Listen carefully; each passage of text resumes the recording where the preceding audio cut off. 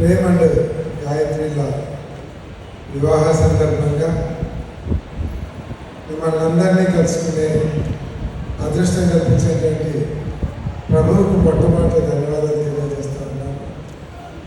ఈరోజు ప్రేమ్ అండ్ గాయత్రి వారి వివాహం చాలా ఘనంగా బంధుమిత్రుల మధ్యలో దేవజనుల చేతుల మీదుగా ఈరోజు వివాహం జరగడం చాలా సంతోషం. ఎందుకంటే బైబిల్లో కూడా చెప్తారు అన్ని విషయాలలో వివాహం ఘనమైనదని.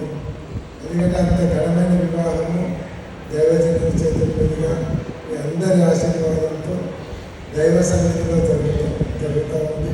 కాబట్టి తప్పకుండా ప్రభువు వారికి ఆయన ఆరోగ్య